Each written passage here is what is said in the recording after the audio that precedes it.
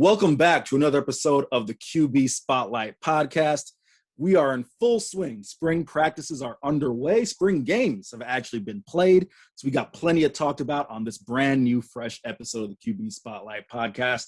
I am Eric Henry, FIU beat writer, SB Nation, co-managing editor, Underdog Dynasty. As always, I'm joined by our own Gruden's grinder, our own Mel Kiper Jr., our own Todd McShay.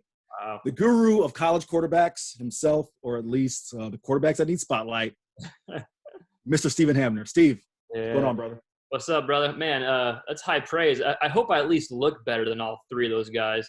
I'm at least younger, so I don't have the straps that you have right now that are popping off out of your shirt. Like I keep the hoodie on, so I can like maintain there's something under there. But high praise, dude. It's a good day here in Texas. How you living out there in the Sunshine State? I listen, if Mrs. Hamner is watching this podcast, I'll put on some sleeves, man. I apologize. Outside of that, I am doing all right, man. It's a beautiful day in the Sunshine State. Gearing up for some football, man. Got a little FIU spring game. Got some UCF spring game. So definitely looking forward to getting in there, man. Can you feel in the air? It's nice after a disjointed 2020. It's nice, right? Yeah, I don't think I've ever been this excited like spring games, right? Like next year, it'll probably be like, oh, check it out here and there. But like, right. Fans are back in, like spring games actually happening. But yeah, it's interesting. But at the same time, there's a lot of interesting developments too with school. So it makes it a little more intriguing. Absolutely, no doubt about it. Steve and I are fired up to get into this one. Really quick, hope you enjoyed our last episode. The last one was primarily a YouTube show. As we mentioned before, we're going to kind of put some emphasis on the YouTube show to kind of put that visual emphasis on the breakdowns that Steve is, putting his time, hard work, and effort. The man is the father of a newborn, okay? So take that into consideration when he's doing that and giving you expert Justin Fields analysis. Really quick, Justin Fields. I know we do small-time QBs, man, but 30 seconds on Justin Fields. What you got, Steve? That's my dude. I don't understand how this narrative of he's a one-read quarterback got so out there for the simple fact, like, who the hell knows like what his offensive coordinator is telling him? Who the hell knows what his read actually is? We're not in the meeting room. We're just guys that watch it on TV, and all of a sudden we're a bunch of like armchair quarterbacks. But if you actually watch the film, you see him progress through multiple reads. Sure, you can cherry pick a few times he tucks the ball early or gets sacked, but every quarterback does that. And plus, you would rather him tuck the ball early a few times because of the big runs that he can't have. Anyways, enough ranting about that. If after Trevor Lawrence, draft Justin Fields. Don't make it too complex than it has to be. Check out the YouTube video that we put out over Justin Fields. There's some good film breakdown. And just draft the damn guy. Okay, I'm done. There we go. Hot take, Steve. That's hot take, Steve Hamner. Hey, guys, he is normally very even-keeled. So to get that hot take, I love it. As he said, find the YouTube breakdown. Just punch in QB Spotlight on Twitter at QB Spotlight. Gave a little brief synopsis of that as well. But without further ado, let's jump into the quarterbacks we're going to talk about today. Going to do UCF and UAB primarily, and then we'll kind of give our takes on what spring games we are interested in watching, getting some eyes on this weekend. But the Knights, a program that is near and dear close to my heart, the best university in all of America. I said university. I didn't say anything about the football team. I said university. Don't roll your eyes. It is the finest institution of all institutions. Orlando, all Orlando. No, the Knights. They if there's one thing that we can agree on is they got one of the best damn quarterbacks in all the nation, Dillon Gabriel. Steve, I'll just leave it at that and let you go from there. Yeah, so I think we talked about Gabriel maybe like a month or so ago, right when maybe longer than a month ago, whenever Gus Malzahn was first hired. We talked about how does he fit, this and that. And so I only was able to see a few of the highlights that was put online. I'm not sure if you saw it differently, but his stats and he just played in the first half, didn't play in the second half. His stats were 17 of 22, 191 yards, and 2 passing touchdowns. Also caught a pass on a couple of trick plays that they had that we saw that on social media that they put out. But if I'm a Knights fan, that looks like a similar stat line to every other game that he's had, right? Almost 200 yards passing in the first half, 2 touchdowns, 17 out of 22.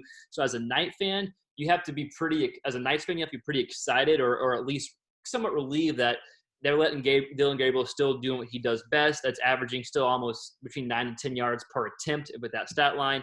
And so I think even though we didn't see the game, I think if you're a Knights fan, you have to be encouraged, right? How do Knights fans feel about the game and the system? Like, did they feel like Malzahn was trying to put too much on it, or what's your take, dude? Well, really quick, I know you kind of got tripped up there between Knight and Knights. Either or is fine, just as long as you don't say golden. That is the term. No longer Golden Knight. Yeah. The Knights are no longer golden. The Panthers in South Florida are no longer golden as well. There are quite a few former golden terms there. I could go on a rant about that. Blue Devils, Red Devils, Green Devils. St. Pete, how were you? That were the Green Devils. I never understand the color in the Devils. I digress before I do 5 minutes on that. No, I think Knight fans are really happy in terms of really. And I'll speak for me. I've turned in my fan card as far as college football, so I don't know that I get a chance to really am worthy to speak for Knights fans anymore. But I think I can say from reading the temperature and the pulse of social media and UCF Twitter mafia, there was some hesitancy around the hire of Gus Malzahn, right? Because it kind of felt like maybe a retread, or maybe retread is too strong of a word, but maybe I think the feeling was a bit of a younger mind. Whereas I was of the opinion, quite frankly, with Gus Malzahn, he's looking to kind of jump into things here at UCF because his last tenure didn't turn out well. And this could be someone who could stay, especially given the relationship with athletic director Terry Mohair, which he has a previous relationship with Arkansas State, can at least get 3-4 years. And in my opinion, that's just as good, given you see how quickly he's able to assemble a staff. You see how quickly he's able to, get into recruiting. And I know I'm kind of veering away from the answer for a second. I'm going to kind of bring it back home here. But I think all in all, that was a better hire. Because, listen, this may upset UCF fans until you get in the Power 5 conference, and we can argue about G5, P5 all you want. UCF's going to be a stepping stone job, right? And listen, that's for any group of 5 job outside of like Boise State, because they seem to hire people who went to Boise State, So that's the thing. So to bring it all the way back around, I think you have to really be pleased because he's able to kind of mesh his offensive philosophies with what's going on there from the former the former staff, the former administration there. And things seem to be, really coming into place. You've heard people say that the practices are some of the best practices they've ever had, in the past couple of years. And seemingly the offense, as far as a quarterback, is, no matter who he's playing for, he's spinning it. And that seems to be a positive thing. I don't know if you would kind of agree. And really quick, I'm going to put you on the spot here, Steve. I apologize. But, and I think we talked about this in the previous podcast, but just, give me 20, 30 seconds. When you look at Gus Malzahn's offense, I'm not asking you to compare it to Scott Frost or Josh Heupel, but just to the talent that you've seen play in those offenses. I think it's got to be, like a hand in a glove, right? Right. Yeah. Yeah. So the offense is like, it is a lot of like pre-motion, pre-snap motion type stuff. Right. Confuse the defense. Maybe 1 or 2 receivers going out there compared to Scott Frost. They would spread the field out, receivers out. So the numbers, Malzahn, it's kind of a shorter, compact field. So, but with the talent goes, I think he has a quarterback who can push the ball downfield, arguably better than any quarterback that he's had. And so he's, maybe he's realizing, okay, I can kind of adapt my system to fit what he does well and vice versa, and kind of go. I think that's the best case scenario for Knights fans and for Dillon Gabriel moving forward. I think maybe the biggest question now, let's assume what we just talked about happens. It's an easy flow into the system. Gabriel's still chunking downfield and it's setting up the run game. That's what Malzahn does. I think the backup situation might be kind of interesting as well. Who's going to take the step to be the backup quarterback, right? You got the young freshman and then the young Parker Navarro. Yeah, Parker Navarro. And I guess Jones. Yeah, exactly. So I think that's probably an interesting development as well. But just a random sidebar. I think Quadri Jones is going to make a hell of a coach. I don't know if he has any desire. The reason I say that is because he's been, I cannot remember if he got there the final year of Scott Frost or if he was the first year of Josh Heupel. But you're talking about someone who, listen, if Quadri Jones went to an FCS program, he'd start. Yeah. He actually briefly entered the transfer portal for a time before coming back. And he's an Orlando guy, hometown guys who realize he wanted to be there and stick out with the program. But someone who's had to play in multiple offenses and seemingly, no matter the coach or coordinator, they find value in him, right? I think we'll see, where he lands as far as being the backup. But he's a guy who, Steve, he was a preferred walk-on. Huh, did not know that. Yeah, he was a preferred walk-on who, when obviously Mackenzie Milton was there, Dillon Gabriel was there, other quarterbacks, Noah Vedral, et cetera, et cetera. And he's consistently found value to the point where, they would find ways to get him in games, whether it's just, obviously garbage time. But I just think, someone who can adapt to offenses like that probably going to make a hell of a coach if that's the route he chooses to go. But let's go and head up the road. Birmingham, Alabama. The old gray lady, Legion Field. I will not desecrate Legion Field upon its final day. It's heading to the, that old stadium, Graveyard, right? stadium graveyard in the sky. There we go. I was thinking like dump, but I didn't want to use the word dump, right? That old stadium dump in the sky, but maybe anyone's been to Legion Field, maybe dump is apropos. UAB, how about this? UAB spring game. I'll lay off of Legion Field. It was the final time that football will be played there as they're moving into the new stadium. I cannot remember the name. I need to get that in my head for Conference USA. But their quarterback situation is one that we've talked about a lot on this podcast, whether it's been, TJ3. I mean, you can go back to the days of AJ Erdley, and I've mentioned, things like that, Dylan Hopkins, et cetera, et cetera. So, Steve, what did you see from UAB? Yeah. So before I jump into that, Eric, the score was 6-0, right? There were 2 field goals in the entire UAB spring game. Does that good to know defense is still king in Birmingham? Does that surprise you whatsoever with what we've seen? Yes and no. I mean, like I don't put too much stock into the actual score of spring game. You know what I mean? And for full disclosure, I did not get eyes on this one, so I don't even know how it was scored, right? Some people, they'll score like an interception as like, sometimes, right? I think Evan Dudley's breakdown, his recap had 2 field goals, right? Yeah, he just had 2 field goals, yep. So go ahead, Steve, I'm sorry. Oh, no, I was going to actually just follow up with TJ3's stats. No, go for it. Go for it. Listen, they come to hear you. They don't come to hear me ramble. So no, I want to ask you, if when I read you the stat line, does this stat line surprise you either? 4 for 8 passing, 58 yards through the air, 50. And we're not dogging by any means. We've just talked about this before. Listen, I will come in and save Steve. We've talked about. You can go back and listen to previous episodes. We've talked about UAB, or you can just Google UAB stats over the past 3 years. Their quarterbacks, if the number isn't exactly 50%, it's usually right around 51, 52, 53% completions. Exactly. I'm surprised we didn't get 1 touchdown, 1 pick. You know what I mean? Like exactly. Just enough, right? Just enough. But go ahead, Steve. Take it away. So he was the starter, or at least it says being the starter with the A1s, and so that was, I would assume he probably has the reins in the starting job. What was interesting to me was Dylan Hopkins now looks to retake the backup position because he was hurt last year, and Bryson Lucerio was the backup who played some with TJ3. And about Lucerio, Dudley says, we'll link the article below, but Dudley goes in and says, had a few strong throws, was ineffective for most of the part while facing the Blazers' top defensive unit. And by the way, the defense had 9 total sacks, which is a lot for a spring game. Usually they have a quick whistle where the quarterback can't escape very, very effectively, but still it's a lot of sacks. So I think it's, for me, there wasn't a lot to take away. 1, didn't have the film. 2, the stats are somewhat similar. I think it's 3, you hope that they can develop with the new OC, and hopefully when fall rolls around, they're able to build on spring. And when they actually have real games come in, they can take the next step, be a little bit more efficient, and be more consistent as far as the completions go. Steve, I'm going to ask you this, right? Because we've talked about UAB ad nauseum on this podcast. Yeah. I'm going to ask you this point blank. Is there a certain point in time in which the QBs just are what they are? I mean, sure. And listen, I'm someone who, being around James Morgan at FIU, you can go back and look at his numbers at Bowling Green. That's one of the ways we met, was breaking down his film at Bowling Green and saying, hey, he's just a square peg in a round hole as far as that offense. He goes to FIU, looks like a different guy. Yeah.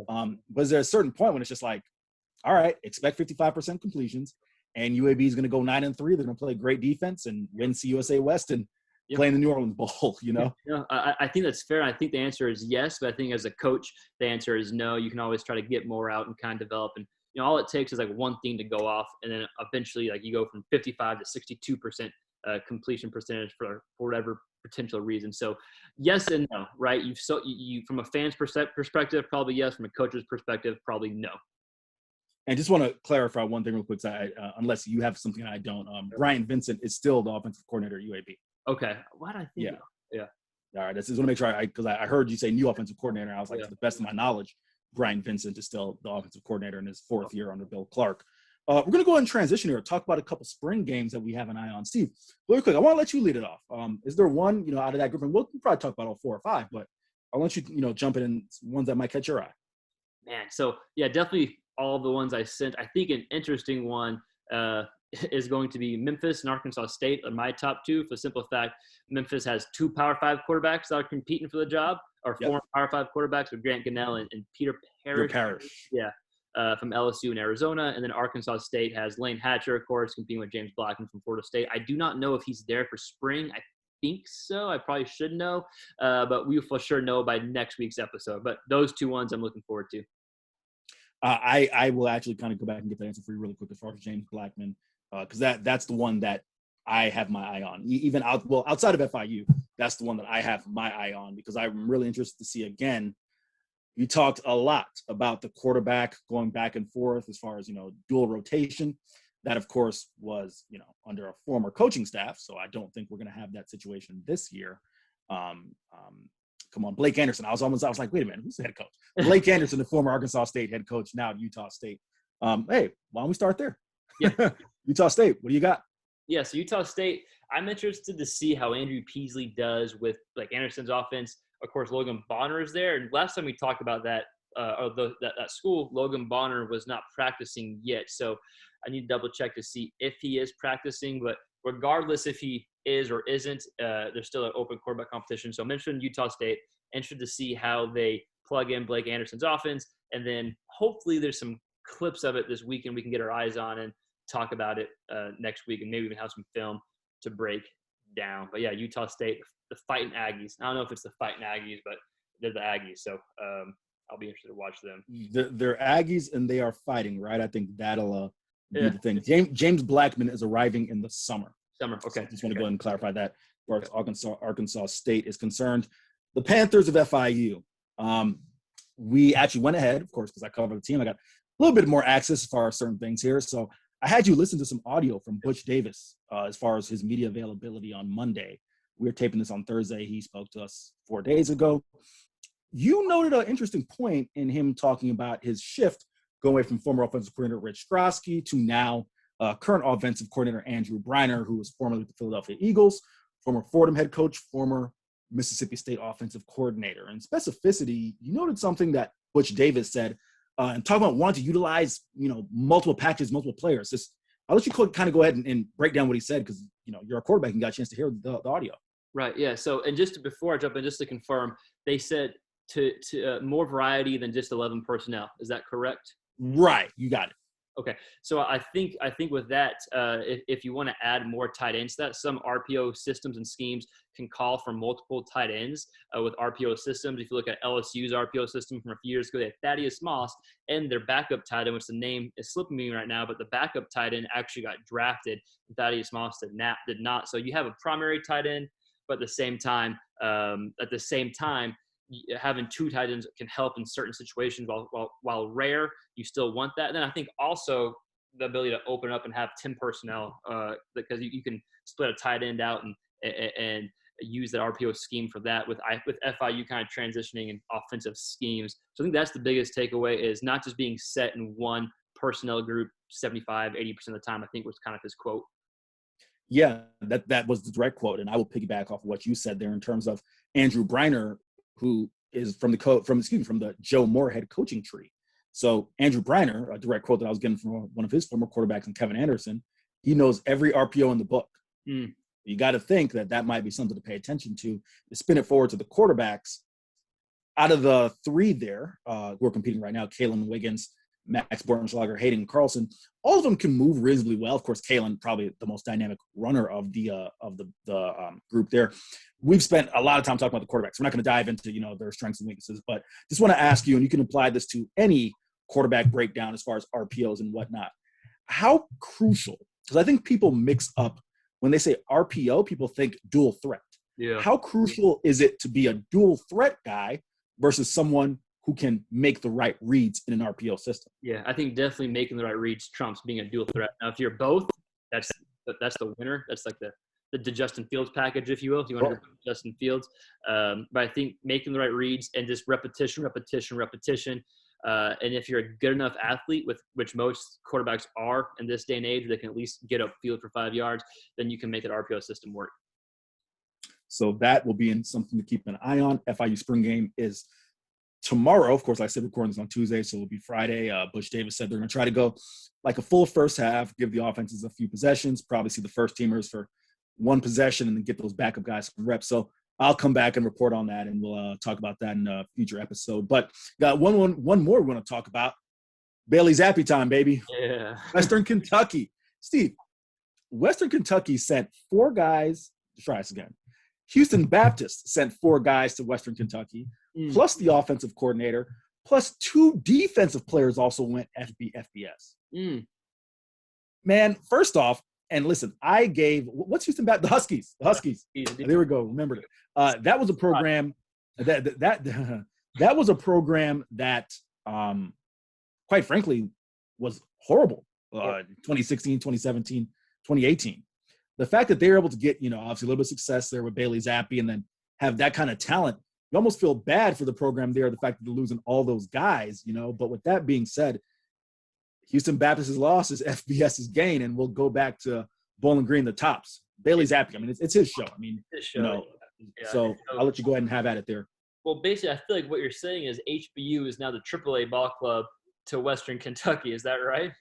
Dude, I can say that Conference USA was the AAA ball club for all of P5. I did an article a couple years back on the amount of Conference USA guys who went, P5. So unfortunately, that's just football in 2021. So maybe HBU is AA, Conference USA is AAA, and then Power 5 is the big leagues for lack of better terms. No offense to anyone. But no, I'm definitely pumped for Bailey Zappi, just the offense itself. And it's interesting that Western Kentucky has Davis Shanley. Why is this quarterback name slipped my mind? Is it Kavaris Thomas? Kavaris Thomas, yes. Kavaris Thomas. And last time I checked, Tyrell Pigram was in the transfer portal as well. I know he kind of bounced back and forth. At last check, Tyrell Pigram is in the transfer portal. I know he had bounced in and out. Okay. I'll let you finish your thought before I jump in. Go ahead. No. So I was just saying Western Kentucky has 3 guys in the transfer portal. I think it's everyone knows Bailey Zappi is a guy. It's not really a competition. It's just interesting to see that offense now because you're so used to Western Kentucky kind of running, dunk throw type deal, running. But now they're just getting a widespread open offense. So it's going to be fun to watch from that standpoint, not the competition standpoint.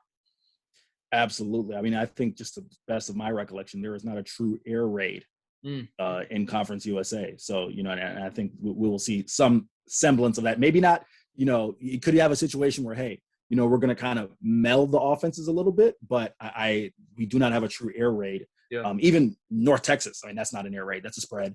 Right. So definitely could be interesting. And as it was said, Zach Kitley was brought to Bowling Green to light up the scoreboard. He said that's what Tyson Helton brought him there. So definitely could be interesting. Maybe wish I was going to Bowling Green this year. But with that being said, want to thank you all for listening. Thank you for joining us for an episode of the QB Spotlight podcast. As always, you can find the podcast on Twitter at QB Spotlight. You can find us on your various podcasting platforms, primarily Apple Podcasts, primarily Podbean. You can find the YouTube version of this. Just go to YouTube, punch in QB Spotlight. Steve, you know what? I think I am allowed to say this now. You can find us at NFL Draft Diamonds. Is that correct, sir? Yes, NFLDraftDiamonds.com. And then the Twitter handle is, let's see if you got the Twitter handle. I do not. I haven't been practicing. The Twitter handle is Draft Diamonds. But I think, I think everyone here knows kind of what they do. They put out some good stuff over some small school players and give them some good recognition and publicity. They actually have helped a lot of kids get noticed by the NFL team. So they put out our stuff, and we're very thankful to them, and they do a great job.